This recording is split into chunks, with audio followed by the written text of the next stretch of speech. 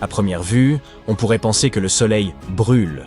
Ce n'est toutefois pas le cas, car la combustion de notre étoile n'est pas de nature chimique, mais repose sur la fusion nucléaire. Le Soleil ne risque donc pas de manquer d'oxygène ou d'interrompre sa combustion, puisqu'il n'utilise pas d'oxygène pour brûler. Contrairement à la combustion du carbone qui nécessite de l'oxygène, ce processus s'arrête en l'absence de ce dernier. Prenez l'exemple d'une bougie. Si vous la couvrez, elle n'aura plus accès à l'oxygène et cessera de brûler. En revanche, la fusion nucléaire consiste à fusionner les noyaux d'atomes pour former de nouveaux noyaux plus massifs, ce qui entraîne la transformation de ces atomes en de nouveaux éléments. Ce processus ne requiert ni oxygène ni aucune autre substance.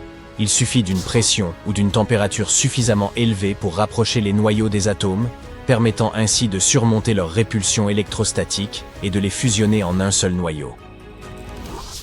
En 2011, 2 équipes d'astronomes ont découvert un immense nuage d'eau flottant dans l'espace. Il s'agit du plus grand et du plus lointain réservoir jamais détecté dans l'univers. Ce nuage de vapeur d'eau entoure un gigantesque trou noir, appelé quasar, situé à 12 milliards d'années-lumière de la Terre. L'environnement qui règne autour de ce quasar est probablement unique, produisant d'énormes quantités d'eau par la collision des atomes d'hydrogène et d'oxygène. Ce nuage contient 140 000 milliards de fois la quantité d'eau présente sur notre planète, ce qui pourrait fournir à chaque être humain l'équivalent de 20 000 planètes en eau. Plus impressionnant encore, les astronomes estiment que ce nuage d'eau s'est formé à peine 1,6 milliard d'années après la naissance de l'univers. Pour les scientifiques, c'est une preuve supplémentaire que l'eau est omniprésente dans l'univers et existait dès ses débuts. Avant cette découverte, on n'avait jamais observé de vapeur d'eau aussi loin dans l'univers primitif. Bien que notre galaxie, la Voie lactée, contienne également de l'eau, la majorité de cette eau se trouve sous forme de glace. L'eau n'est pas la seule substance à flotter dans l'espace, on y trouve également de l'alcool. En 2009, des chercheurs examinant un vaste nuage de gaz et de poussière au centre de notre galaxie ont fait une découverte surprenante. La présence de formiate d'éthyle, une molécule responsable de l'arôme sucré des framboises. Ils ont également identifié une autre région intéressante, riche en alcool éthylique, le même que l'on retrouve dans de nombreuses boissons. Au pôle nord de Saturne, une tempête énigmatique fait rage. D'une taille gigantesque, elle s'étend sur une superficie plus vaste que celle de notre planète et présente un motif hexagonal déconcertant. À ce jour, l'origine de cette forme inhabituelle demeure inexpliquée. Découvert pour la première fois en 1987, cet hexagone est resté caché dans l'obscurité jusqu'à ce que la lumière du Soleil le révèle à nouveau. Peu après, la sonde Cassini, spécialement conçue pour l'exploration du système saturnien, a capturé une série d'images saisissantes, ainsi qu'une vidéo de cette tempête hexagonale. Il s'est avéré que sa taille était colossale, avec une profondeur estimée à environ 290 km. L'œil de la tempête est 50 fois plus grand que celui des tempêtes typiques sur Terre. De plus, elle change progressivement de couleur, passant du bleu au doré. Des vents composés d'hydrogène et d'ammoniac encerclent la tempête, atteignant une vitesse de plus de 480 km/h. Elle possède plusieurs centres, dont certains tournent dans le sens horaire et d'autres dans le sens inverse. Le plus grand vortex, qui paraît blanc, est 2 fois plus massif qu'un ouragan ordinaire sur Terre. Quant à l'hexagone en lui-même, il s'agit d'un courant de jet formé de gaz atmosphérique. Les spécialistes le décrivent comme un simple courant fait d'air et de phénomènes météorologiques. Un détail intrigant réside dans la présence d'un vortex à une altitude supérieure à celle des nuages de Saturne, ressemblant à une structure imposante. Les aurores de Saturne, provoquées par le champ magnétique de la planète, se situent au-dessus de l'hexagone, ajoutant une touche onirique à son apparence. Des astronomes ont découvert un gigantesque volcan potentiellement actif près de l'équateur de Mars, qui était littéralement à découvert mais resté inaperçu. Ce volcan est ancien et fortement érodé, mais semble encore en activité. Il pourrait même subsister des traces de glaciers à sa base. Cette découverte ouvre la voie à un site prometteur pour la recherche de vie et constitue également une destination potentielle pour de futures explorations, tant humaines que robotiques. La structure n'a pas encore reçu de nom officiel et est provisoirement désignée sous le nom de volcan Noctis. Elle culmine à 9000 mètres et s'étend sur une distance impressionnante de 450 km. Une telle envergure suggère que le volcan est actif depuis une période prolongée. Dans sa partie sud-est, on observe un mince dépôt volcanique récent, et il est possible que de la glace subsiste encore en dessous. À environ 700 millions d'années-lumière de la Terre se trouve un immense vide, dépourvu de galaxies, d'étoiles, de planètes ou d'astéroïdes. Un néant total. Ce vide, de forme vaguement sphérique, mesure environ 330 millions d'années-lumière de diamètre. Notre galaxie, la Voie lactée, pourrait y tenir des milliards de fois. Ce phénomène est connu sous le nom de vide du Bouvier, situé dans la constellation du même nom. C'est le laboureur qui conduit les 7 bœufs du Septentrion. Initialement surnommé le Grand Rien, il a par la suite reçu son nom actuel. Aujourd'hui, nous savons que les galaxies forment une structure semblable à une toile géante. La majorité d'entre elles appartiennent à de longues formations appelées filaments, qui traversent l'univers et se rencontrent pour créer des zones de forte densité, connues sous le nom d'amas de galaxies. Cependant, entre ces amas et ces filaments se trouvent d'immenses vides, presque totalement dépourvus de galaxies. Ces vides représentent près de 80% de l'univers observable.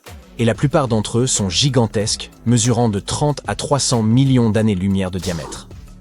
Le vide du Bouvier est l'un des plus massifs, au point d'être qualifié de super-vide. Les astronomes estiment qu'il pourrait être le fruit de la fusion de plusieurs vides plus petits. Il existe une planète en diamant qui orbite autour d'une étoile dans la constellation du Cancer et accomplit une rotation complète en seulement 18 heures terrestres. Ce corps céleste porte le nom scientifique de 55 Cancri E. Son rayon est 2 fois plus grand que celui de la Terre, et sa masse est 8 fois supérieure. Cette planète est extrêmement chaude, avec des températures sur sa face éclairée, pouvant atteindre près de 2760 degrés. Ce qui est encore plus fascinant à propos de 55 Cancri E, c'est que, d'après certains spécialistes, au moins un tiers de sa masse pourrait être constitué de diamants. Cela correspond à environ 3 fois la masse de notre planète. Imaginez, une véritable fortune flottant là-bas dans l'espace. Vous vous demandez combien cette planète pourrait valoir? Eh bien, quelqu'un l'a déjà calculé. Le chiffre est tout simplement astronomique, sans mauvais jeu de mots. La valeur estimée s'élève à 26,9 quintillions de dollars. Et si ce chiffre vous semble aussi abstrait qu'à nous, il s'agit de 26,9 suivi de 30 zéros. À titre de comparaison, l'un des diamants les plus chers jamais découverts sur Terre est le Cullinan. Sa valeur atteint 2 milliards de dollars, et son poids d'origine était de 3106,75 carats, soit plus de 620 grammes. Ce diamant reste le plus grand jamais trouvé à l'état brut. Par la suite, il a été découpé en plusieurs pierres plus petites. La plus grande d'entre elles est le Cullinan A, également appelé l'étoile d'Afrique, qui pèse environ 530 carats. Mais à côté de la planète diamant, même ce joyau colossal paraît dérisoire. Les nébuleuses sont d'immenses nuages de gaz et de poussière, et certaines arborent des formes étonnamment inhabituelles, presque comme si elles avaient été façonnées ainsi intentionnellement. Au fil du temps, la gravité attire et regroupe ces amas de gaz et de poussière, les faisant grandir et renforçant leur champ gravitationnel. Finalement, lorsque la masse devient suffisamment importante, elle s'effondre sous son propre poids et donne naissance à de nouvelles étoiles. Parmi les nébuleuses les plus spectaculaires, on trouve la nébuleuse du Papillon, dont l'envergure excède les 3 années-lumière. La structure interne de cette nébuleuse est l'une des plus complexes jamais observées. L'étoile centrale, une naine blanche, atteint une température incroyable de 250 000 degrés, ce qui suggère qu'elle provient d'une étoile massive, probablement plus de 5 fois la taille de notre Soleil. Cette naine blanche est entourée d'un épais disque de gaz et de poussière à l'équateur, ce qui donne à la nébuleuse son apparence distinctive de sablier ou de papillon. La nébuleuse de la Lyre ressemble à un immense nuage de poussière et de gaz entourant une étoile ancienne et presque éteinte. À première vue, elle ressemble à un anneau, mais les astronomes affirment qu'elle est bien plus que cela. C'est plutôt un beignet fourré. Cet objet coloré, situé à plus de 2000 années-lumière de la Terre, ressemble en fait à une ceinture enveloppant une structure bleue de forme sphérique. Chaque extrémité de cette structure dépasse des côtés opposés de l'anneau. Les piliers de la création ressemblent à quelque chose d'un autre monde. Voyez par vous-même. Ils se trouvent à 7000 années-lumière de la Terre, dans la nébuleuse de l'Aigle, un jeune amas d'étoiles âgé de seulement 5,5 millions d'années. À l'échelle spatiale, ce sont des bébés. Le télescope spatial Hubble a réussi à capturer l'image de plusieurs silhouettes sombres près du centre de la nébuleuse. Et maintenant, vous pouvez les contempler de vos propres yeux. Ce sont les fameux piliers de la création, une région active de formation d'étoiles. Admirez plutôt cette image célèbre. Les couleurs bleues représentent l'oxygène, le rouge correspond au soufre, et le vert indique la présence d'hydrogène et d'azote. Les piliers sont aussi baignés d'une lumière ultraviolette provenant d'un amas voisin de jeunes étoiles. Malheureusement, les vents de ces étoiles érodent lentement mais sûrement ces magnifiques tours de gaz et de poussière. Loin dans l'espace, une galaxie fantomatique et extrêmement ancienne flotte seule. Elle brille d'une faible lueur stellaire et n'a pratiquement pas changé depuis des milliards d'années. Les astronomes ne savent ni pourquoi elle est là, ni comment elle s'est formée. Voici DGSAT I, une galaxie fossile. Elle est aussi grande que la Voie lactée mais presque invisible, car ses étoiles sont extrêmement dispersées. Ce qui rend cette galaxie unique, c'est qu'elle est isolée, contrairement aux autres galaxies de ce type qui se trouvent généralement en amas. Cela pourrait indiquer que DGSAT I s'est formé à une époque différente, probablement à peine 1 milliard d'années après le Big Bang. Si c'est vrai, cette galaxie est un véritable fossile stellaire. Les astronomes ont découvert le trou noir stellaire le plus grand jamais observé dans notre Voie lactée. Ce nouveau monstre spatial est 33 fois plus massif que le Soleil et se trouve à 2000 années-lumière de nous. Jusqu'à récemment, le plus grand trou noir stellaire connu dans notre galaxie était environ 20 fois plus gros que notre étoile. Et en comparaison, un trou noir stellaire moyen a généralement une masse d'environ 10 fois celle du Soleil.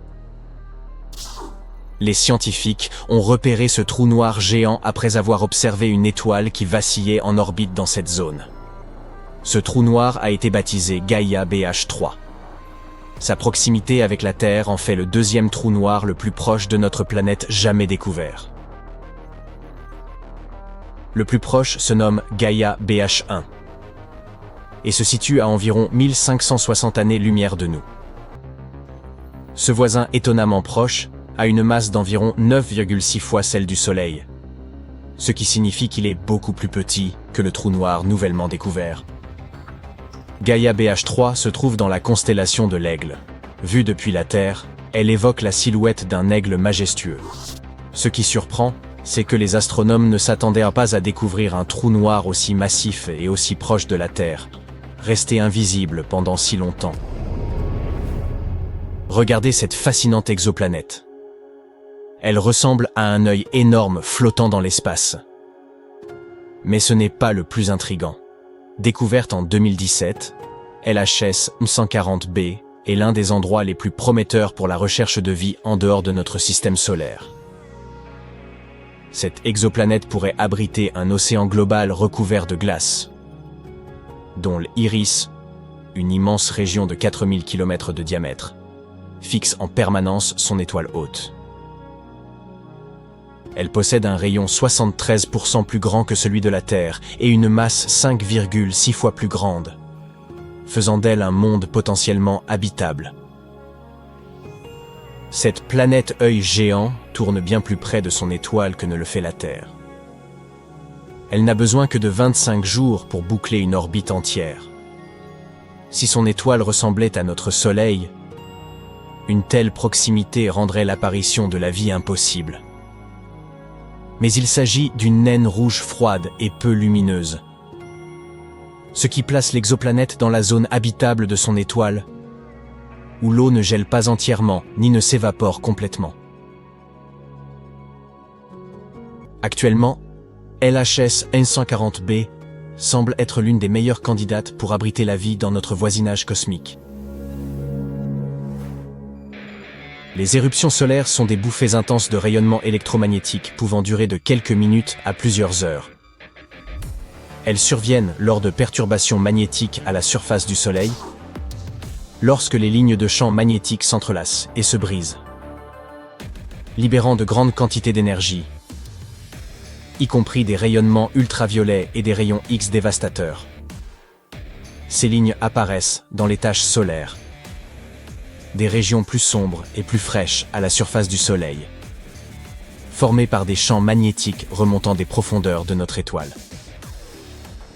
Quant aux éjections de masse coronale déclenchées par ces éruptions solaires, elles sont projetées dans l'espace et peuvent frapper planètes, satellites et tout objet sur leur chemin.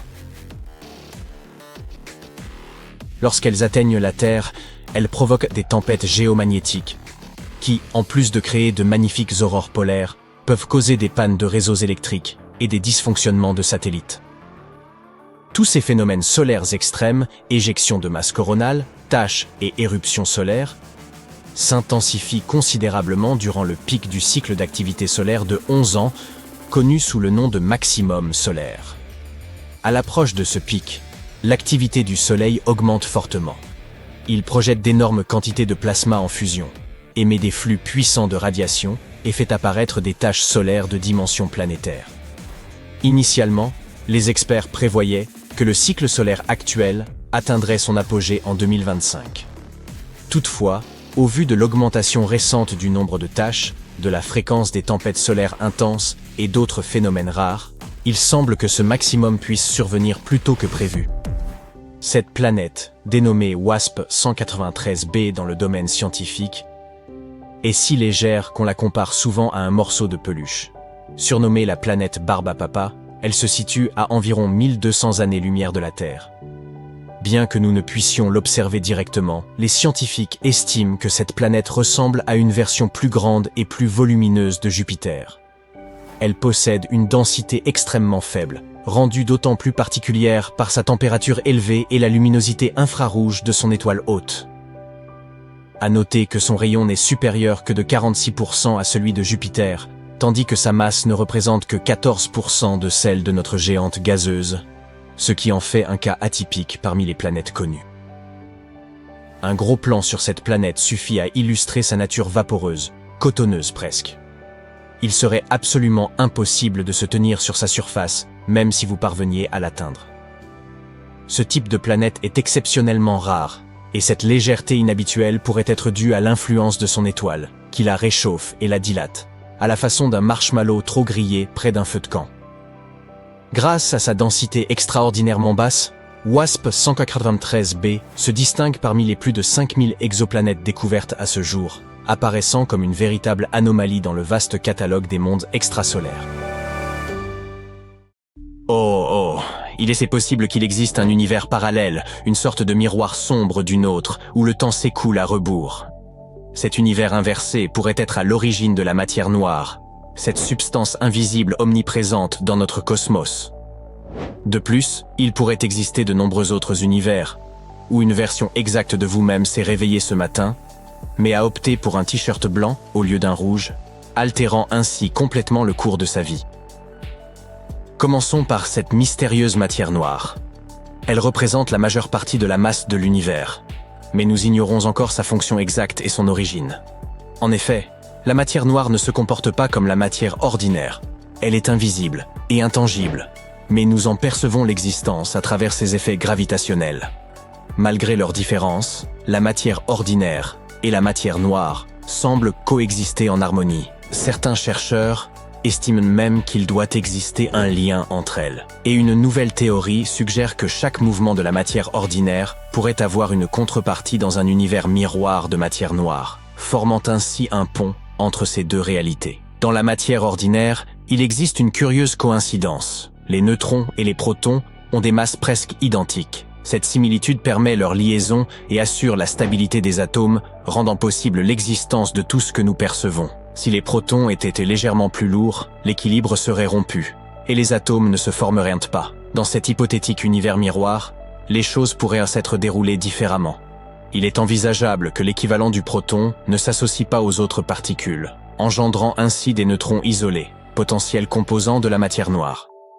Cette théorie propose également que la matière noire pourrait posséder sa propre chimie, avec des atomes et même un tableau périodique distinct. Pendant longtemps, les scientifiques ont pensé qu'il n'existait qu'une seule forme de matière noire. Bien que ces particules partagent certaines caractéristiques, comme leur quasi-invisibilité, elles pourraient différer en termes de taille, de vitesse et de leur influence sur la matière ordinaire. Si cette hypothèse s'avère juste, cela pourrait impliquer que des interactions entre notre univers et l'univers miroir aient eu lieu dans le passé. L'étude de la formation des éléments dans les premiers instants de l'univers pourrait fournir des indices à ce sujet. L'idée d'un univers inversé a suscité un vif intérêt et même une certaine perplexité au sein de la communauté scientifique ces dernières années. Les astronomes se servent du modèle lambda CDM pour expliquer la composition et le fonctionnement de notre univers. Selon ce modèle, l'essentiel de l'univers serait principalement formé de deux composantes, l'énergie sombre et la matière noire. L'énergie sombre agit comme une force répulsive qui accélère l'expansion de l'univers, tandis que la matière noire, avec sa gravité invisible, joue le rôle de ciment cosmique en reliant les structures entre elles. Les objets visibles tels que les étoiles, planètes et comètes ne représentent qu'une infime fraction de l'ensemble. Ce modèle décrit également le Big Bang, l'origine de l'univers à partir d'un état extrêmement chaud et dense, et la manière dont il a évolué au fil du temps. Bien que ce modèle soit largement accepté, il ne parvient pas à expliquer tous les phénomènes cosmiques observés. Si vous deviez représenter ce modèle sur une feuille de papier, cela ressemblerait à une pile de crêpes superposées. Chaque crêpe symbolise une version de l'univers à un moment précis. L'univers d'hier se situerait en dessous de celui d'aujourd'hui, mais il serait légèrement plus petit. À terme, vous observeriez que l'histoire de l'univers prend la forme d'un immense cône inversé, dont la pointe minuscule correspond au Big Bang. Au-delà de ce point, nos instruments actuels ne permettent pas de remonter davantage dans le temps, nous laissant dans l'incertitude quant à ce qui pourrait s'y trouver. Par ailleurs, les événements immédiatement postérieurs au Big Bang demeurent également mal compris. Toutefois, en appliquant simplement les principes mathématiques, il est possible que l'univers s'étende au-delà de ce point crucial. Cela pourrait suggérer un mouvement en sens inverse, formant un cône similaire et inversé, où le temps s'écoulerait à rebours, du moins selon notre perspective. Cette hypothèse alternative remet en cause non seulement notre compréhension des origines de l'univers, mais soulève aussi des interrogations sur les principes fondamentaux de la physique. Toute cette effervescence autour d'un univers miroir provient en partie des découvertes faites par ANITA, un instrument scientifique stationné en Antarctique. Cet appareil a détecté des particules à haute énergie peu communes, semblant émerger des glaces polaires. Le problème de ces particules, c'est qu'elles ne se comportaient pas selon les lois de la physique préalablement établies. Les chercheurs supposent qu'il s'agirait d'une forme de rayon cosmique. Ces particules voyagent depuis l'espace, traversent la Terre, puis en ressortent. Cependant, les particules que nous connaissons ne devraient pas agir ainsi, car elles sont censées entrer en collision avec les éléments à l'intérieur de la Terre et ne pas émerger de l'autre côté comme celles-ci le font. Elles semblent opérer à la fois dans le sens avant et dans le sens inverse. À ce jour, il n'existe aucune preuve tangible d'un univers miroir. Il est possible que ces particules soient simplement d'une nature encore inconnue, nécessitant des études approfondies pour expliquer leur comportement atypique. Un peu comme avec des enfants de 4 ans. Mais que se passerait-il s'il existait non pas un seul autre univers, mais une multitude d'entre eux? Ce concept de multivers découle de théories telles que celle de l'inflation, qui postule que notre univers a traversé une phase d'expansion extrêmement rapide à ses débuts. Bien que l'inflation se soit arrêtée dans notre voisinage cosmique il y a des milliards d'années, il est probable qu'elle se poursuive dans d'autres zones du multivers, donnant naissance à des univers distincts avec leurs propres lois physiques et des caractéristiques uniques. Notre univers est le seul à notre connaissance qui soit capable d'abriter la vie. Par exemple, nous bénéficions d'étoiles stables qui fournissent la chaleur nécessaire, essentielle, pour que la vie puisse se développer. Nous disposons également d'une abondance d'éléments comme le carbone et l'hydrogène, indispensables à notre existence. L'hypothèse du multivers offre une explication sur les raisons pour lesquelles notre univers présente des conditions si favorables. Elle suggère qu'il pourrait y avoir une myriade d'autres univers, aux conditions très variées, rendant l'apparition de la vie dans au moins l'un d'eux plus plausible. Une des implications fascinantes de la théorie du multivers est l'idée de double ou de sosie, des copies exactes d'individus existant dans des univers parallèles. Cette notion propose que dans l'immensité du multivers, il pourrait exister d'innombrables scénarios où des versions identiques de nous-mêmes vivent des expériences similaires en même temps.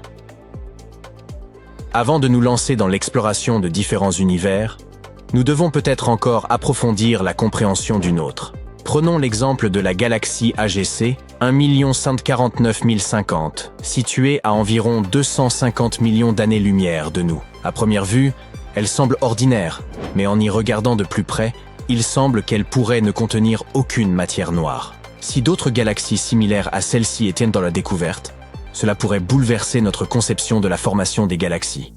On pense généralement que la matière noire est indispensable à ce processus, jouant le rôle d'une colle qui maintient le tout ensemble. Il est cependant vrai que cette galaxie particulière est moins lumineuse et possède moins d'étoiles que les galaxies plus typiques. Lors de sa découverte en 2019, les scientifiques ont d'abord supposé qu'elle pourrait ne pas contenir de matière noire en raison de la vitesse à laquelle elle tournait. La vitesse de rotation d'une galaxie nous informe sur la quantité de matière qu'elle contient. En comparant cette vitesse avec les objets visibles, les astronomes peuvent estimer la quantité de matière supplémentaire, telle que la matière noire, qui devrait être présente. Et dans le cas de cette galaxie, les calculs suggèrent qu'il n'y en a pas du tout. Parmi les nombreuses hypothèses, il en existe une qui suggère que la matière noire pourrait ne pas exister. Une étude récente avance que nous recherchons peut-être une chose qui n'est tout simplement pas réelle. Selon cette théorie, notre compréhension de la gravité pourrait être insuffisante pour expliquer les comportements inhabituels de certaines galaxies. Au lieu d'attribuer ces comportements à la matière noire, il serait donc possible que nous ne comprenions pas entièrement le fonctionnement de la matière ordinaire.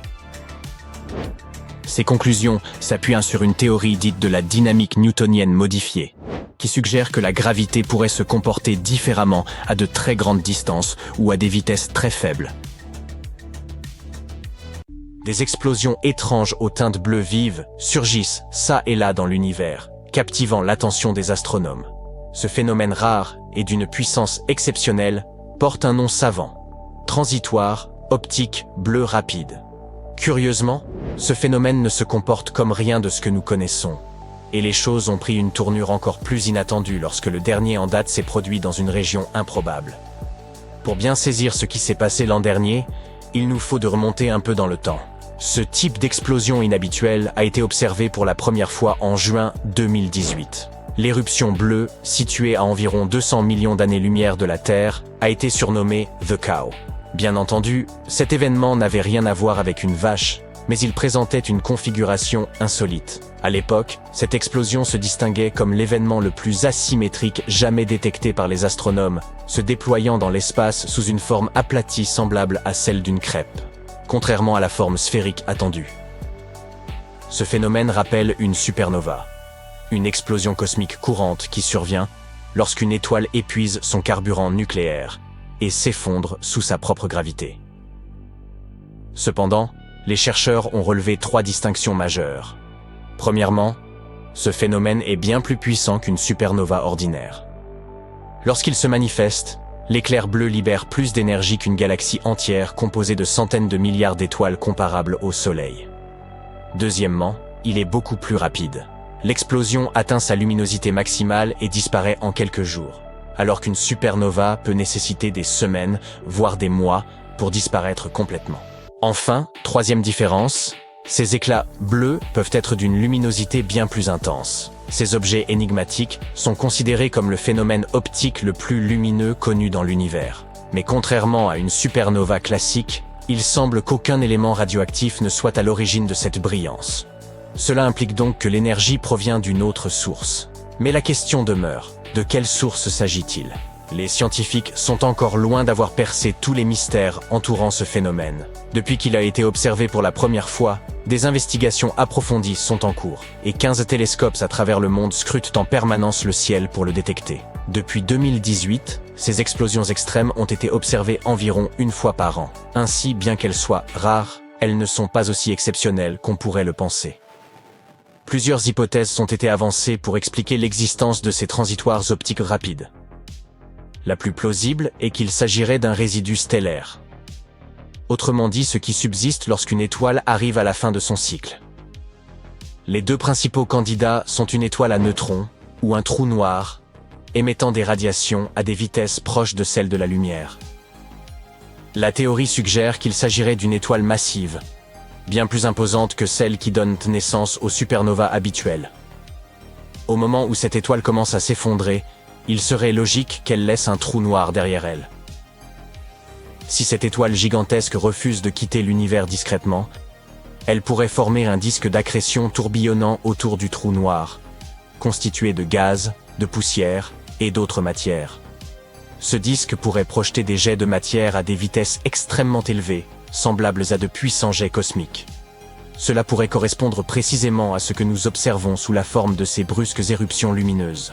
Cependant, cela reste une théorie parmi d'autres. La véritable cause de ces explosions demeure un mystère, nécessitant encore de nombreuses observations et analyses. Les chercheurs considèrent que comprendre un tel phénomène représente une véritable aubaine, car il s'agit là d'un résidu stellaire loin d'être inactif, mais au contraire en pleine effervescence. Depuis que ce phénomène a été repéré pour la première fois, toutes les occurrences similaires observées par nos télescopes se sont produites dans le même type de région. Autrement dit, ces explosions avaient toujours lieu dans les bras spiraux de différentes galaxies. Cependant, l'année dernière, la situation a changé. En avril 2023, le télescope spatial Hubble a surpris les scientifiques en capturant des images de ce même type d'explosion inhabituelle. Mais cette fois-ci, en plein milieu de l'espace intergalactique.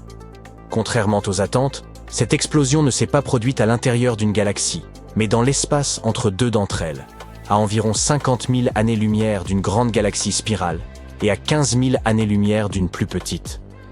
Cet événement a été baptisé The Finch. C'est bien notre veine. Alors que nous commencions à entrevoir des réponses, l'apparition du phénomène Finch dans une localisation aussi inattendue est venue bouleverser nos certitudes. Il se pourrait donc qu'il existe une autre explication. Suite à cette découverte, les spéculations ont rapidement émergé. L'une des hypothèses avancées suggère qu'il pourrait s'agir d'une collision entre deux étoiles à neutrons se déplaçant loin de leur galaxie d'origine. Ces deux astres auraient pu s'attirer en spirale pendant des milliards d'années avant d'entrer en collision. Lors de cette collision, elles auraient produit une explosion 100 fois plus lumineuse qu'une supernova classique. Pour valider cette hypothèse, l'une des étoiles à neutrons devrait posséder un champ magnétique très puissant, ce qui amplifierait l'explosion. Une autre possibilité envisagée est que l'explosion résulte d'une étoile déchirée par un trou noir, dont la masse représenterait entre 100 et 1000 fois celle du Soleil. Bien que de nombreuses questions demeuraient sans réponse, une chose est certaine. Le Finch est bel et bien un transitoire optique bleu rapide. Hormis l'emplacement inhabituel de son apparition, ce phénomène présente toutes les caractéristiques requises pour être classé ainsi. Une luminosité exceptionnelle et une vitesse fulgurante, avec une origine encore extrêmement difficile à élucider. Par ailleurs, les observations des télescopes Gemini South, de l'Observatoire de rayons X Chandra et du radiotélescope Very Large Array ont confirmé cette classification.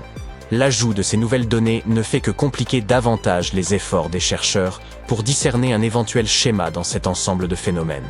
Le Finch n'est pas le seul phénomène inhabituel de cette catégorie. Revenons un an en arrière, en 2022. Une explosion bleue a été détectée en septembre, et elle a été surnommée le diable de Tasmanie. Comme les autres événements similaires, cette explosion bleue est apparue et s'est estompée très rapidement. Puis, un événement mystérieux s'est produit. Exactement 100 jours plus tard, les observateurs qui continuaient à suivre le phénomène ont eu droit à un cadeau de Noël anticipé, une nouvelle éruption aussi brillante et fascinante que la première. Incroyable. Cela signifie que nous parlons de deux explosions étranges et similaires, survenues au même endroit et dans un laps de temps rapproché. C'était une première dans le domaine. Très vite, 13 télescopes à travers le monde, dont l'un équipé d'une caméra à haute vitesse, se sont focalisés sur le phénomène du diable de Tasmanie. En l'espace de 120 jours, ils ont réussi à capturer 14 autres impulsions lumineuses irrégulières. Cet exploit est d'autant plus remarquable qu'il prouve que, loin de se manifester une seule fois pour disparaître comme prévu, le diable de Tasmanie a continué à émettre des explosions d'énergie comparables à celles d'une supernova, à maintes reprises. Imaginez une telle puissance. Ce scénario continue de captiver la communauté scientifique, car il repousse les limites de la physique. Non seulement en raison de cette production d'énergie extrême, mais aussi à cause des éclats de courte durée. Pour vous donner une idée, ces éruptions lumineuses durent de 10 minutes à environ 4 heures. Et croyez-moi, à l'échelle de l'univers, c'est prodigieusement rapide. C'est la seule fois qu'une saison prolongée de cet événement a été observée.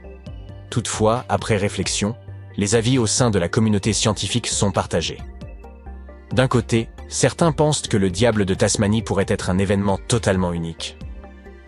De l'autre, il est possible que ce soit simplement la première fois que nos télescopes l'ont observé sous un angle aussi direct.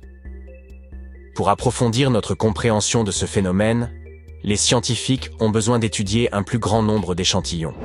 Tous les espoirs reposent comme désormais sur le futur observatoire Vera C. Rubin, en cours de construction au Chili. Il sera équipé d'un télescope de 8 mètres de diamètre et de la plus grande caméra numérique jamais conçue pour ce type d'observation. Selon la NASA, cette technologie pourrait enfin apporter des réponses sur ces mystérieuses explosions bleues. Nous avons de quoi nous réjouir, car cela pourrait bien marquer le début d'une nouvelle ère dans notre compréhension de l'évolution stellaire. Nous ne parvenons toujours pas à trouver l'origine du signal mystérieux qui nous parvient depuis 2018. Nous le recevons toutes les 22 minutes, et rien ne peut l'expliquer. Certains scientifiques pensent même qu'il pourrait provenir d'une civilisation extraterrestre que nous n'avons pas encore rencontrée.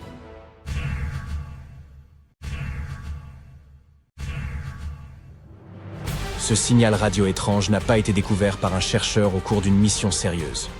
À vrai dire, il a été remarqué par un étudiant qui travaillait simplement sur un projet ordinaire dans le cadre de ses études. Tyrone O'Doherty, étudiant du premier cycle à l'Université Curtin d'Australie, passait en revue d'anciennes données de la voûte australe. Il recherchait d'éventuels signaux radio intermittents lorsqu'il est finalement tombé sur un signal datant de 2018 et qui semblait émettre des ondes radio en direction de la Terre à la façon d'un phare. Enthousiasmé par sa découverte, Tyrone l'a partagée avec sa mentor, la radioastronome Natasha Hurley-Walker. Elle s'est plongée dans la recherche de ce signal, en quête d'une percée scientifique. Mais en dépit de l'examen de différentes fréquences, ils ont atteint une impasse. C'est à ce moment que Walker a décelé un certain schéma. Le signal se répétait toutes les 18 minutes. C'était énorme. Mais à l'instant où il se préparait à l'étudier plus en détail, pouf, le signal a disparu après seulement 3 mois, ne laissant aucune trace. Refusant de baisser les bras, Walker et son équipe ont à nouveau scruté le ciel, espérant y trouver un indice. Des mois ont passé, mais rien n'a été découvert. Ils étaient près d'abandonner, lorsque, soudain, un nouveau signal s'est manifesté. Il a continué à se répéter pendant 5 minutes. Puis, il a disparu, avant de réapparaître exactement 22 minutes plus tard. La grande question était de savoir si ce signal était lié au signal précédent de 18 minutes. Et, pour le découvrir, le Dr Hurley-Walker s'est replongé dans les anciennes données radio de cette zone. Au fur et à mesure qu'ils creusaient, ils ont réalisé qu'en effet, ces signaux n'étaient pas nouveaux. Ils avaient été émis en direction de la Terre depuis 35 ans. Des télescopes indiens et américains les avaient déjà repérés en 1988, mais ils avaient été noyés par l'afflux d'autres données. C'était une excellente nouvelle pour les astronomes, car cela signifiait qu'ils pouvaient maintenant calculer la distance qui les séparait de cet objet mystérieux. Après avoir fait le compte, ils ont constaté qu'il était incroyablement éloigné, même à l'échelle cosmique. Il se trouvait à 15 000 années-lumière de la Terre. À présent, la seule chose qu'il leur restait à découvrir était la nature précise de cet objet. Walker et son équipe ont commencé à le comparer à tous les émetteurs connus d'ondes radio. Pourtant, sa source demeurait un mystère. Les signaux continuaient d'apparaître toutes les 22 minutes sur les écrans de la NASA, se concluant toujours par le frustrant message « Aucune correspondance trouvée ». Les scientifiques l'ont baptisé JI-83910. Certains croient que ce signal pourrait provenir d'un peuple extraterrestre. Peut-être est-ce le signal que le programme SETI de recherche de formes d'intelligence attend depuis si longtemps. Ce projet opère depuis plus de 50 ans et tente d'apporter des preuves de l'existence d'une vie au-delà de notre planète. Il scrute également le ciel en quête d'ondes radio, d'impulsions laser et d'autres signaux mystérieux. Alors, peut-être est-ce une façon pour les extraterrestres de nous communiquer leur emplacement. Bien que tout cela puisse sembler excitant, nous devons nous garder d'en tirer des conclusions hâtives. Pour commencer, nous n'avons aucune preuve tangible. En l'absence de preuves concrètes, tout cela n'est que spéculation. Et puis, il existe d'autres explications plus plausibles. Le plus probable est que ce signal provienne d'un phénomène naturel, et il y a quelques théories à ce sujet. La première théorie est celle du pulsar. Imaginez une immense étoile dans l'espace, bien plus grande que notre Soleil. Parfois, ces grandes étoiles achèvent leur vie au cours d'un événement spectaculaire, appelé supernova. Quand cela se produit, le noyau de l'étoile s'effondre sur lui-même, devenant incroyablement compact, comme si vous compressiez tout le contenu de cette étoile dans un espace infime. Ce noyau minuscule et extrêmement dense est ce que l'on appelle une étoile à neutrons. Certaines de ces étoiles à neutrons sont très particulières. Nous les appelons pulsars. Ils tirent leur nom du fait qu'ils semblent pulser d'énergie, tels des phares dans l'espace. Ces pulsars possèdent des champs magnétiques incroyablement puissants, bien plus que ce que l'on trouverait sur Terre. Ils sont comme d'énormes aimants cosmiques. Et, en raison de cela, ils projettent des faisceaux d'énergie. Ils tournent également très vite, de sorte que ces faisceaux d'énergie semblent clignoter à mesure qu'ils tournent. Cela dit, l'étrange signal que l'on a détecté semble avoir quelques similitudes avec les pulsars. Mais ce n'est pas tout à fait ça. Les pulsars ont une durée de vie généralement prévisible. Ils ralentissent au fil du temps et finissant par interrompre leurs signaux radio. En revanche, notre signal mystérieux semble assez persistant et clignote bien au-delà de l'espérance de vie attendue d'un pulsar. Peut-être que ce n'est tout simplement pas un pulsar typique, ou pas un pulsar du tout. Il y a aussi la théorie du magnétar. Un magnétar est un autre type d'étoile à neutrons. Ils sont comme des versions surchargées des pulsars, avec des champs magnétiques encore plus puissants et des périodes de pulsation légèrement plus longues. Peut-être est-ce la cause de la persistance de notre signal ? Cependant, lorsqu'on a examiné ces données, on a réalisé que le signal ne correspondait pas non plus aux pulsations d'un magnétar. Les magnétars n'émettent pas seulement des ondes radio, mais aussi de puissants rayons X car ils sont très chargés en énergie. Mais le signal que l'on a reçu ne comportait que des ondes radio. Nous avons donc déduit qu'il ne s'agissait ni d'un pulsar ni d'un magnétar. Le signal se comporte étrangement et suggère une source non naturelle. Cela signifie qu'il pourrait y avoir quelque chose dans l'univers que les scientifiques n'ont pas encore pleinement saisi. Et il y a enfin un corps spatial au sujet duquel nous ne savons pas grand-chose. La dernière théorie est celle du pulsar nain. Un pulsar nain est une étoile qui émet un clignotement régulier, similaire au pulsar, mais qui prend beaucoup plus de temps entre chaque pulsation. Habituellement, les naines blanches sont formées des restes de petites étoiles. Elles ne clignotent pas, parce que leur champ magnétique n'est pas aussi puissant que celui des pulsars. Mais quand une naine blanche devient assez lourde, atteignant presque la masse de notre Soleil, elle devient extrêmement dense et commence à pulser, en raison de son fort champ magnétique, tout comme ces derniers. Elles ont une particularité intéressante. Les naines blanches sont faites d'électrons et non de neutrons, ce qui est le cas des pulsars. Lorsque ces électrons chargés commencent à danser avec le champ magnétique, ils émettent des éclairs de lumière périodiques, qui se produisent toutes les 100 à 1000 secondes. Comme vous vous en souviendrez, notre signal a une période de 22 minutes, soit 1320 secondes. C'est un peu plus long que les pulsars nains blancs ordinaires, mais c'est ce qui semble le plus proche de la vérité. Jusqu'à présent, il semble que ce soit l'explication la plus plausible. Mais même cette théorie n'est pas encore tout à fait confirmée. Cela montre simplement combien de l'univers il nous reste encore à découvrir. Comme les sursauteurs radio rapides, ou FRB par exemple, un autre type de signal mystérieux que nous avons détecté. Ce sont comme des émissions rapides et intenses d'énergie sous la forme d'ondes radio, et ils recèlent énormément d'énergie. Les FRB sont si puissants qu'ils peuvent parfois briller plus fort que des galaxies entières. Imaginez ceci. Ils en dégagent autant en quelques millisecondes que notre Soleil en 3 jours entiers.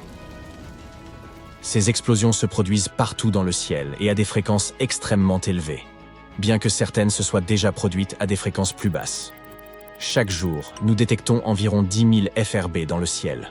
Certains d'entre eux se répètent, mais la plupart ne se produisent qu'une fois et disparaissent à jamais. Hélas, la plupart d'entre eux ne durent qu'une fraction de seconde, et au moment où leur énergie nous atteint, elle est 1000 fois plus faible qu'un signal de téléphone portable en provenance de la Lune. C'est pourquoi, en dépit de leur luminosité, il y a encore beaucoup de choses que nous ne comprenons pas à leur sujet. Nous essayons toujours de comprendre ce qui cause ces FRB. Ils pourraient provenir de différentes sources, comme des magnétars mentionnés plus tôt, d'étoiles entrant en collision, ou même de galaxies fusionnant entre elles ou de naines blanches. Alors que ces sursauts voyagent dans l'espace, ils accumulent des informations sur l'environnement cosmique qu'ils traversent, comme les nuages de gaz interstellaires. Il est cependant très peu probable que les FRB soient des messages envoyés par des entités extraterrestres. Non seulement parce qu'il y en a des milliers tous les jours, partout dans le ciel, mais aussi parce que nous savons que la source de ces explosions doit elle-même receler énormément d'énergie. Nos voisins devraient disposer d'équipements plus puissants que des galaxies entières pour cela. Mais le fait est que, bien que tous ces signaux soient fascinants, il reste encore beaucoup à apprendre à leur sujet. La Lune rouille, et il y a de fortes chances que ce soit à cause de la Terre. Vous vous dites peut-être qu'avec une distance de plus de 380 000 km, il est peu probable que ces deux objets s'influencent ainsi directement. Mais ils ont bien un lien particulier. La Lune affecte également notre planète, et vous pouvez le constater en observant les marées océaniques. Lorsque la Terre tourne, la force gravitationnelle de la Lune attire l'eau du côté dont elle est le plus proche. Cela crée un renflement. Au même moment, un autre renflement se forme du côté opposé, car notre planète est en rotation, ce qui provoque une force centrifuge. La planète continue de tourner sous ces renflements, ce qui explique pourquoi nous avons 2 marées basses et 2 marées hautes chaque jour. De plus, la Lune oscille de temps en temps, s'incline quelque peu et provoque des changements dans les marées océaniques. En retour, l'atmosphère terrestre fait rouiller notre satellite. La rouille est cette substance rougeâtre que l'on voit sur les vieux portails ou les clous. Et vous connaissez les Vermilion Cliffs et le Grand Canyon? S'ils ont eux aussi cette couleur rouge, c'est grâce à la présence de fer rouillé dans les roches. La rouille se forme lorsque le fer entre en réaction avec l'oxygène et l'eau. La rouille est courante même sur Mars. La couleur caractéristique de cette planète provient de la rouille qui s'y trouve depuis très longtemps. C'est ainsi que la planète rouge a reçu son surnom. On a du mal à imaginer que la Lune puisse être un endroit qui rouille facilement, car elle est sèche et n'a pas vraiment d'atmosphère. Mais un véhicule spatial a étudié la Lune en 2008 et a détecté des spectres, des longueurs d'onde de la lumière, qui se reflétaient sur les différentes surfaces de la Lune. Grâce à eux, il lui a été possible de mieux analyser la surface lunaire. Les données qu'il a rapportées ont montré que les pôles lunaires avaient une composition différente de celle du reste de la Lune. Les roches qui s'y trouvent contiennent beaucoup d'hématite. Il s'agit d'un type particulier d'oxyde de fer, ou simplement de rouille. Personne ne s'attendait à cela, car il ne devrait pas y avoir autant de rouille sur la Lune, compte tenu des conditions qui y règnent. Mais nous savons qu'il y a de l'eau à la surface de notre satellite. C'est pourquoi de nouvelles théories ont vu le jour sur les différents minéraux que la Lune pourrait cacher. Il est possible qu'ils se soient formés à la suite d'une réaction de l'eau avec les roches. Pour que le fer prenne cette teinte rouille, il a besoin de ce que l'on appelle un oxydant. Il s'agit d'une molécule qui enlève des électrons à des matériaux comme le fer, tels que l'oxygène. Mais le vent solaire frappe constamment la Lune et apporte de l'hydrogène avec lui. Or, l'hydrogène a l'effet inverse. Il donne des électrons aux autres molécules. La Terre dispose d'un bouclier contre le vent solaire, notre champ magnétique. Mais la Lune ne dispose pas d'une telle protection, et, pour cette raison, la rouille ne devrait pas pouvoir se former à sa surface. Mais ce processus se produit quand même, et c'est peut-être la faute de la Terre. La Lune elle-même n'a pas d'atmosphère susceptible de fournir suffisamment d'oxygène pour que le fer rouille. Mais apparemment, notre planète est assez généreuse, et fait don d'une partie de sa propre atmosphère. L'oxygène de notre atmosphère voyage jusqu'à la Lune en suivant la queue de la magnétosphère. Il s'agit d'une longue extension du champ magnétique terrestre qui peut atteindre la face cachée de la Lune. C'est précisément là que se trouve la majeure partie de l'hématite que nous avons évoquée. Lors d'une pleine Lune, la queue de la magnétosphère bloque 99% du vent solaire, qui devrait normalement influencer davantage notre satellite. C'est comme si un rideau temporaire recouvrait sa surface, ce qui laisse le temps à la rouille de se former. Mais il y a encore un élément important qui est nécessaire à l'apparition de la rouille: l'eau. Vous ne trouverez pas facilement d'eau si vous décidez de vous promener un jour sur la Lune. La plus grande partie de l'eau est gelée et cachée dans des zones qui sont toujours dans l'ombre et au froid. Ces zones sont très éloignées de l'endroit où l'hématite a été découverte, et il est donc difficile de savoir comment l'eau est arrivée là. Mais il y a une idée intéressante. Les particules de poussière qui viennent frapper la Lune pourraient libérer des molécules d'eau enfermées dans la couche superficielle du satellite. C'est ainsi que l'eau se retrouve mélangée au fer. Nous ne savons pas exactement de quoi sont composées ces particules de poussière, mais il se peut qu'elles transportent elles aussi de l'eau. En touchant la surface lunaire, elles pourraient créer de la chaleur, ce qui stimulerait le processus d'oxydation et entraînerait la formation de rouille. Ainsi, notre planète fait certaines choses qui modifient la Lune, mais les humains ont aussi leur influence. Une sonde qui s'est posée sur la surface lunaire en 1959 a été le premier objet fabriqué par l'homme à toucher la Lune. C'est également à cette époque que nous avons commencé à modifier la Lune de manière imprévisible. Les scientifiques appellent cela l'anthropocène lunaire. Il s'agit d'une analogie avec l'anthropocène terrestre, une période au cours de laquelle l'activité humaine a eu un impact important sur la planète. Il n'est pas possible de déterminer un point de départ précis pour le début de cette période. Mais nous savons aujourd'hui que les actions que nous avons menées au cours de notre existence ont réellement modifié l'environnement de notre planète. Personne ne vit encore sur la Lune, mais nous y avons déjà laissé des traces. Après l'arrivée de l'homme sur la Lune, nous y avons effectué de nombreuses missions. Nous avons laissé des atterrisseurs et des drapeaux, déplacé le sol lunaire, apporté des balles de golf, du matériel scientifique et même des déchets humains. Quels sont les projets pour l'avenir? Envoyer d'autres missions sur la Lune et même éventuellement créer une infrastructure où certains d'entre nous pourraient vivre, étudier les ressources de la Lune et les renvoyer sur Terre. C'est pourquoi il est important de parler de l'anthropocène lunaire pour nous rappeler que nous devons être responsables et prendre soin de notre héritage. De nombreuses personnes ne comprennent pas pourquoi nous voyons parfois la Lune pendant la journée.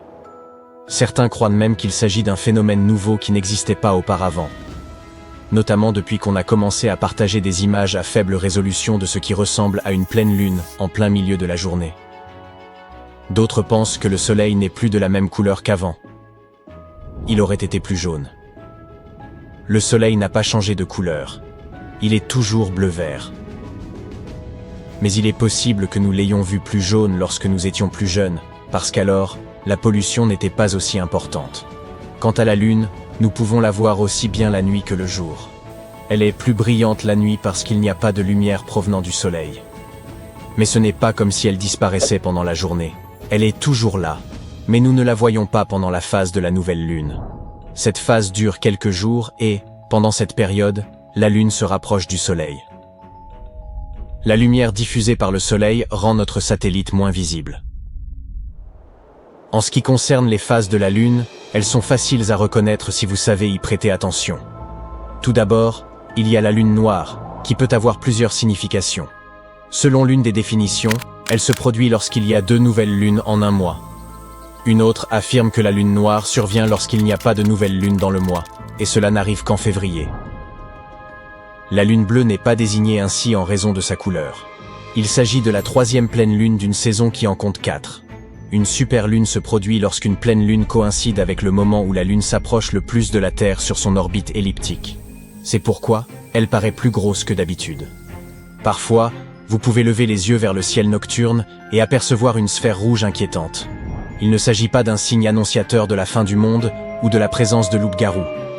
Mais c'est vrai, la Lune de sang est une bonne source d'inspiration pour ce genre d'histoire. En réalité, il s'agit simplement d'un événement astronomique au cours duquel notre planète projette une ombre rougeâtre sur la Lune. Cela se produit lorsque la Terre s'interpose entre la Lune et le Soleil, ce que l'on appelle une éclipse lunaire totale. Le petit compagnon de la Terre capte une partie de la lumière rouge provenant de notre atmosphère. C'est pourquoi vous voyez cette couleur spécifique. Préparez-vous à décoller, car la NASA nous annonce des nouvelles passionnantes. Vous voulez découvrir le monde fascinant de Titan, la lune de Saturne. L'engin révolutionnaire Dragonfly de la NASA devrait décoller en 2027 pour explorer ce mystérieux objet spatial. Laissez-moi vous présenter Titan. Il s'agit d'un corps céleste glacé dont l'atmosphère est remplie d'azote et qui pourrait même posséder un océan souterrain. Titan abrite également des rivières et des lacs à sa surface. Mais devinez quoi? Ils ne sont pas remplis d'eau comme sur notre belle planète. Ils contiennent du méthane. Voyons maintenant quelles sont les références célestes de Titan. Ce n'est pas une lune comme les autres. C'est la deuxième plus grande de tout notre système solaire. Elle n'est que 2% plus petite que la plus grosse lune de notre voisinage, Ganymède, proche de Jupiter. La taille de Titan fait même honte à Mercure. Et ai-je mentionné que son atmosphère est 4 fois plus dense que celle de la Terre? Grâce à la faible gravité et à l'atmosphère épaisse de cette lune, Dragonfly est le compagnon robotique idéal pour découvrir ses trésors cachés. Passons à l'engin lui-même, la star de la prochaine mission de la NASA sur Titan. Ce drone cosmique n'est pas un explorateur comme les autres. Équipé d'une panoplie de gadgets étonnants, Dragonfly est comme un laboratoire volant prêt à percer tous les secrets de Titan. Il s'agit de la première sonde interplanétaire de type atterrisseur à rotor. Et elle a été conçue pour nous faire vivre une expérience spectaculaire. Et ne vous fiez pas à son nom. Cette libellule ne se contentera pas de bourdonner au hasard. C'est une merveille technologique capable de planer sur plusieurs kilomètres entre différents endroits de la surface de Titan.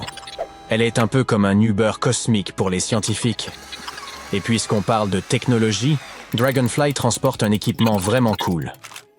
La sonde sera équipée d'un instrument nommé Draco, qui permettra de prélever des matériaux sur Titan, tandis que le spectromètre de masse de Dragonfly, ou DRAMES, analysera la composition de ces échantillons.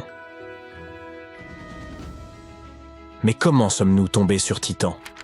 Le 25 mars 1655, un astronome néerlandais explorait le cosmos avec son télescope. Et voilà qu'il aperçoit quelque chose d'étonnant. C'est Titan, la plus grosse lune de Saturne. Près de 300 ans plus tard, en 1944, un autre astronome très cool est entré en scène. En faisant des expériences avec la lumière, il a découvert que Titan avait en fait sa propre atmosphère. L'histoire ne s'arrête pas là. En 1979, la sonde Pioneer 11 a décidé de faire un tour dans le système de Saturne.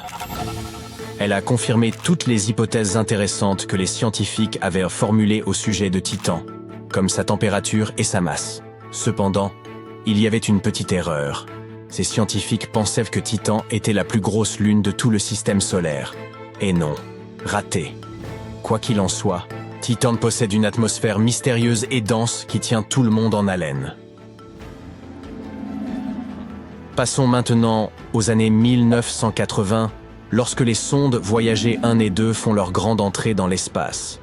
Ces explorateurs cosmiques ont survolé Saturne et ont voulu observer la surface de Titan. Mais Titan a alors décidé de jouer à cache-cache avec eux. Son atmosphère brumeuse ne permettait pas de voir ce qui s'y passait. Et tout ce que les deux Voyagers ont réussi à capturer, ce sont des images d'un monde orange et solitaire. Cependant, ils ont repéré une jolie brume bleue dans la haute atmosphère. Les choses ont commencé à devenir vraiment passionnantes dans les années 1990. Le télescope spatial Hubble s'est joint à la fête et a décidé de prendre des clichés de Titan à l'aide d'une lumière infrarouge spéciale. Ce dispositif astucieux a réussi à percer la brume, et voilà, les images de Hubble ont révélé des zones de différentes couleurs sur Titan, un peu comme un gigantesque échiquier cosmique.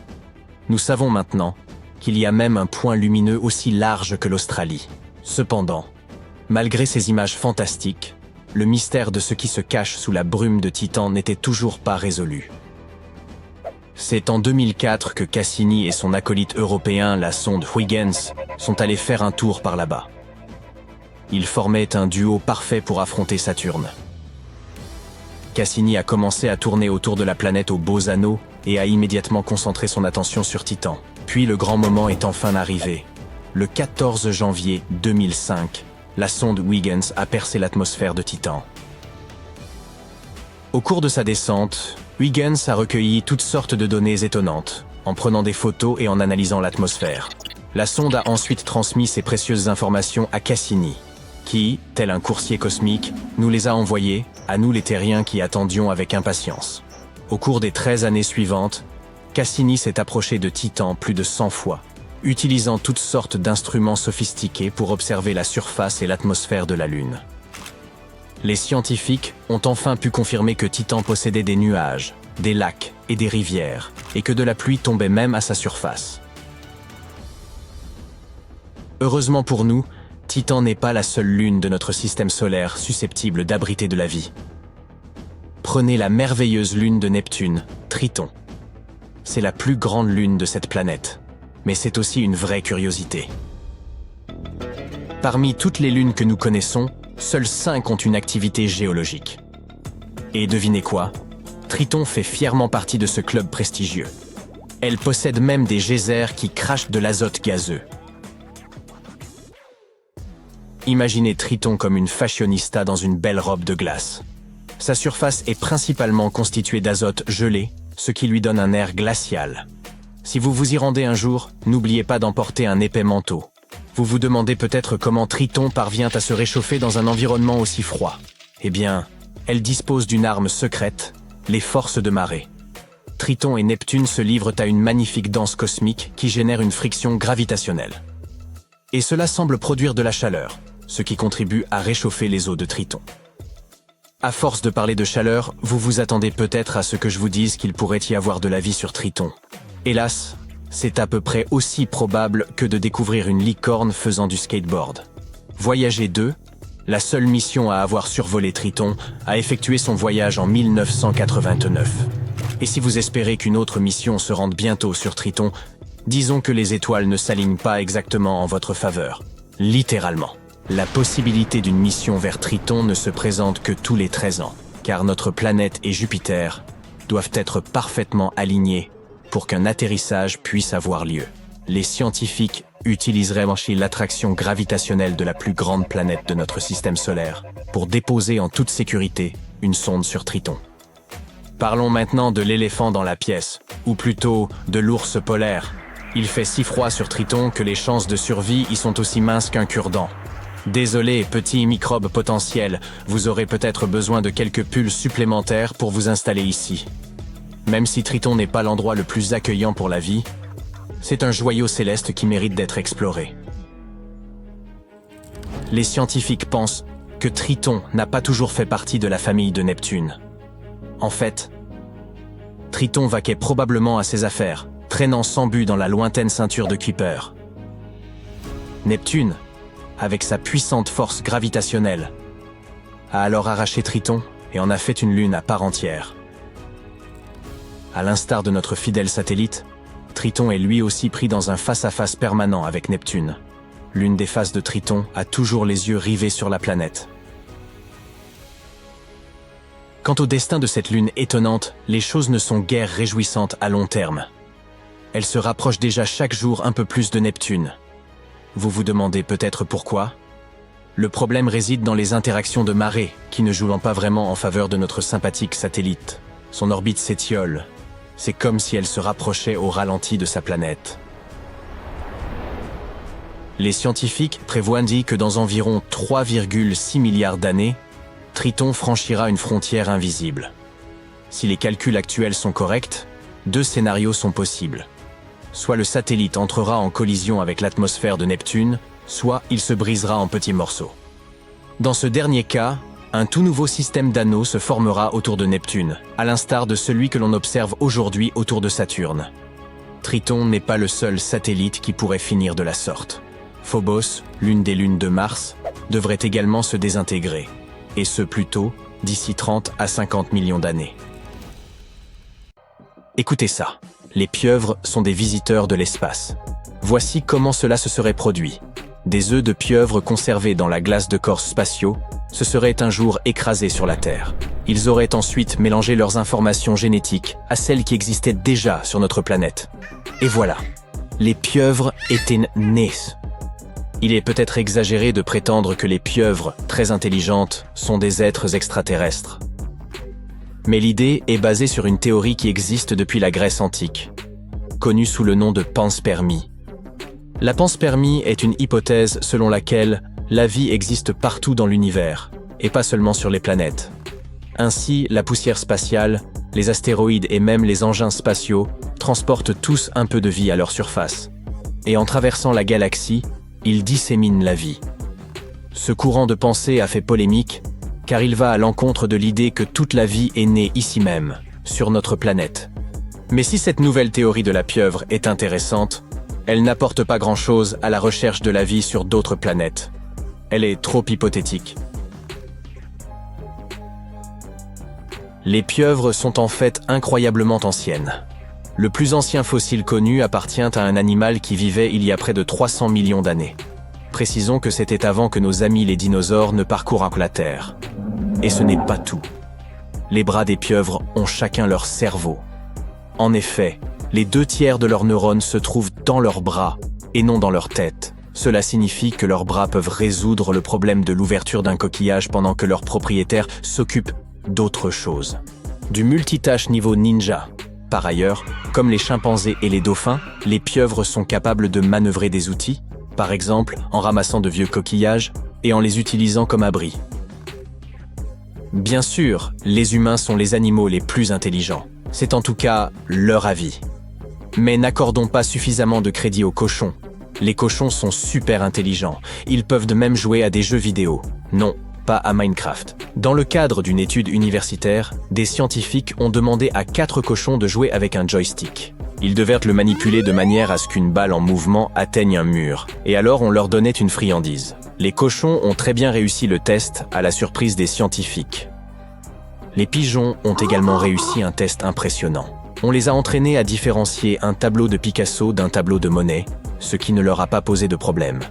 Ils ont ensuite été capables d'appliquer ces connaissances en identifiant des œuvres d'art qu'ils n'avaient jamais vues auparavant, ce qui signifie qu'ils comprenaient réellement la différence entre chaque peintre, et dire qu'on les considère toujours comme des parasites. Si l'on plaçait les kangourous dans un concours de l'aptitude la plus étonnante chez un animal, c'est eux qui gagneraient. Principalement parce qu'ils enfreignent la règle des 4 pattes. Une espèce particulière de kangourou, le kangourou roux, utilise sa queue pour se propulser vers l'avant. Il possède bien 4 membres, mais en pratique, il en utilise 5. Les kangourous utilisent naturellement leur queue comme un 5e membre, car elle est constituée de vertèbres articulées et de muscles. Bien sûr, il fallait que ce soit un animal australien. Blague à part, l'Australie abrite une variété d'animaux uniques, comme le serpent le plus venimeux du monde.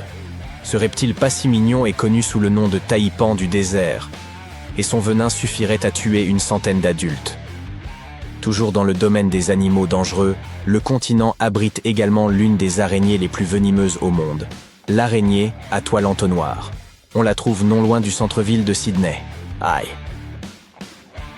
La petite sirène nous a peut-être montré qu'il fait bon vivre sous la mer, mais elle n'a rien dit des mœurs bizarres de la baudroie. Les baudroies sont des poissons dotés d'un énorme nez en forme de fouet relié à la partie frontale de leur corps. On dirait qu'ils portent toujours une lanterne devant eux, sauf que la lumière de cette petite lanterne est une bioluminescence. Et c'est loin d'être romantique, car les baudroies s'en servent pour attirer des poissons plus petits et en faire leur repas. C'est en 1999 que des scientifiques ont découvert que ces petits êtres passèrent la majeure partie de leur vie la tête en bas. Ils n'avaient jamais rien vu de tel. Ils planaient au-dessus du fond de l'océan Pacifique, à une profondeur d'environ 5000 mètres, là où il n'y a presque pas de lumière. Ils font cela parce que, comme ils vivent près du fond de l'océan, leur lanterne intégrée éclaire le sol quand ils cherchent de la nourriture. Ils sont peut-être bizarres, mais plutôt futés. Récemment, des scientifiques ont découvert une espèce animale qui n'a ni cerveau ni tête, et qui est pourtant très intelligente. On l'appelle l'ophure. Cette créature à 5 bras est un véritable paquet de nerfs. Lors d'une expérience, des chercheurs réduisirent la lumière au moment de nourrir des ophures avec leurs friandises préférées, de délicieuses crevettes. Après 10 mois de conditionnement, ces créatures sortirent de leur cachette dès que les scientifiques éteignaient la lumière dans la pièce. Elles espéraient déguster un bon repas. nous ne devrions pas juger un cerveau à sa taille, ou, en l'occurrence, à son absence. Il existe un phénomène connu sous le nom de comportement du chat orange. Et apparemment, il ne s'agit pas d'un simple mème. Jusqu'à présent, les scientifiques ont pu comprendre que la couleur du pelage est liée au sexe du félin. Et comme l'orange est un chromosome X, les chats oranges sont généralement des mâles. Comme Garfield. Le comportement du chat orange décrit les chats roux comme des agents du chaos. Là encore, c'est un peu comme Garfield. Mais aucune étude concluante n'a été menée pour savoir si ces deux choses sont réellement liées. En termes de vision, les crevettes mantes ont probablement la vision la plus psychédélique de tous les animaux. Ces créatures à drôle d'allure possèdent 16 variétés de photorécepteurs, dont 5 sont réservés au spectre ultraviolet ou UV. Les rayons ultraviolets sont des longueurs d'onde très courtes, invisibles pour l'homme. Ce que la science ne comprend toujours pas, c'est comment ces crevettes mantes perçoivent le monde qui les entoure. Certes, elles peuvent percevoir un grand nombre de couleurs, mais elles ne peuvent pas nécessairement distinguer toutes ces couleurs entre elles. Il se peut qu'elles voient simplement un grand nombre de couleurs très vives et très floues, mais nous n'avons pas encore trouvé le moyen de le vérifier. Dire que les paresseux sont mignons est un euphémisme. Ce sont peut-être les animaux les plus sympathiques de la jungle, mais ce n'est pas tout. Si vous regardez bien leur pelage, vous remarquerez des touches de vert. Ces reflets verts sont en fait de minuscules algues. Elles permettent à ces animaux de mieux se camoufler dans la jungle, mais elles les nourrissent également. Les petites fissures présentes dans la fourrure des paresseux sont un environnement parfait pour ces algues, et les scientifiques ont découvert des espèces d'algues qui n'existent nulle part ailleurs. Voilà quelque chose à quoi personne ne s'attendait. Au cœur du désert du Sahara, vous trouverez une petite créature connue sous le nom de fennec. Cet animal aux grandes oreilles s'est parfaitement adapté pour survivre dans son environnement hostile. Ses oreilles l'aident à dissiper la chaleur insupportable du désert et à chasser des proies souterraines. Regardez ce beau gosse. Contrairement à ce que son nom pourrait laisser penser, le panda roux est plus proche du raton laveur que du panda géant. Vous trouverez un grand nombre de ces créatures de la taille d'un chat dans la région de l'Himalaya. Ils sautent d'arbre en arbre et se blottissent les uns contre les autres pour se réchauffer dans ce climat très rigoureux. Ils sont doux et amicaux comme leurs cousins les pandas, et ils adorent le bambou. Et puis, il y a les abeilles. Comparé à celui des humains, le cerveau des abeilles est de la taille d'une tête d'épingle. Pourtant, elles sont capables de choses étonnantes. Supposons qu'une abeille manque d'énergie après un long vol. Cette abeille a désespérément besoin d'une goutte de miel. Mais, astucieuse comme elle est, elle n'a pas besoin de retourner à la ruche. Elle peut demander cette goutte à l'une de ses compagnes et continuer à voler. Ce type de système décentralisé leur permet de construire des sociétés très efficaces. Une société dans laquelle les abeilles n'ont pas besoin de faire la queue devant les alvéoles, par exemple. Eh oui!